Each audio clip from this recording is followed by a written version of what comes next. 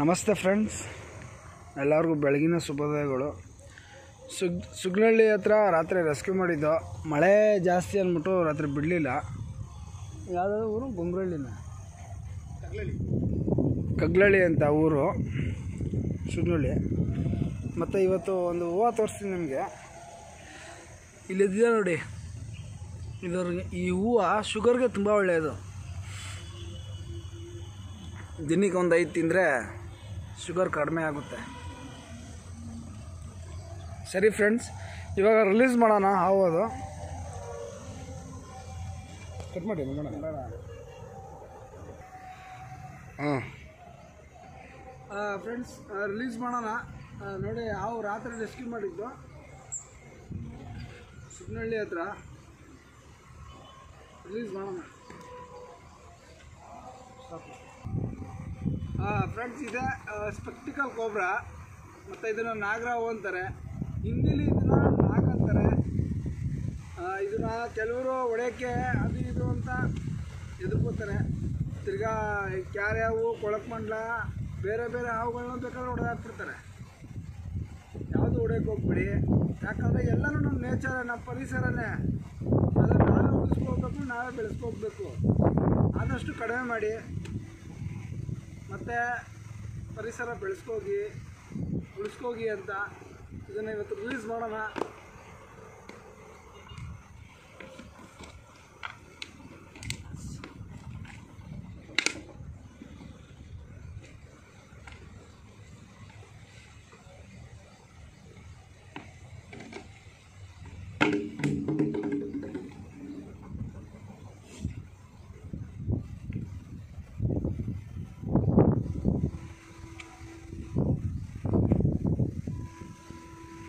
ಚೆನ್ನಾಗಿದೆ.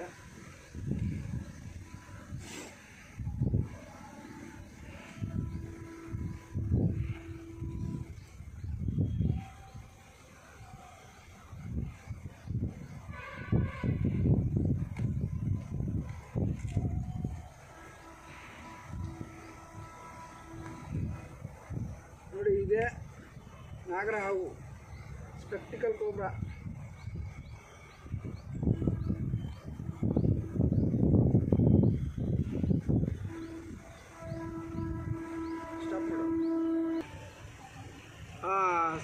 ಫ್ರೆಂಡ್ಸ್, ಇದೆ ಸುಗ್ನಹಳ್ಳಿ ಹತ್ರ ರೆಸ್ಕ್ಯೂ ಮಾಡಿದ್ದು, ಸಂರಕ್ಷಣೆ ಮಾಡಿದ್ದು. ಸರಿ, ಈಗ ರಿಲೀಸ್ ಮಾಡೋಣ. ನೋಡಿ, ನಮ್ದು ಏನಾನ ಅದಕ್ಕೆ ಟಚ್ ಮಾಡಿದ್ರೆ ನಮ್ಗೆ ಕಚ್ಚುತ್ತೆ, ಇಲ್ಲಾಂದರೆ ಕಡೆಗೆ. ಸರಿ, ರಿಲೀಸ್ ಮಾಡೋಣ ಅದನ್ನ.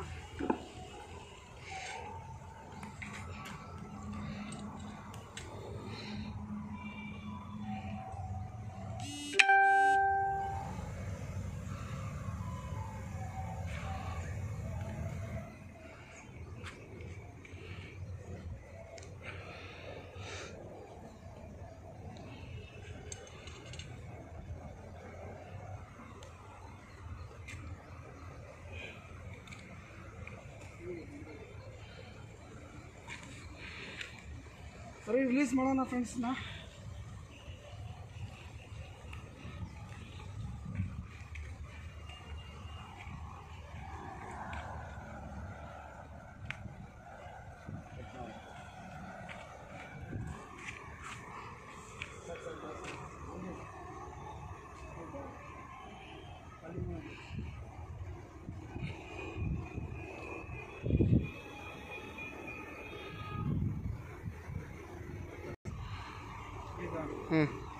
ಸರಿ ಫ್ರೆಂಡ್ಸ್, ಇನ್ನು ಸಂರಕ್ಷಣೆ ಮಾಡಿ ಬಿಟ್ಟಿದ್ದೀವಿ ಒಂದು ಫಾರೆಸ್ಟ್ಗೆ.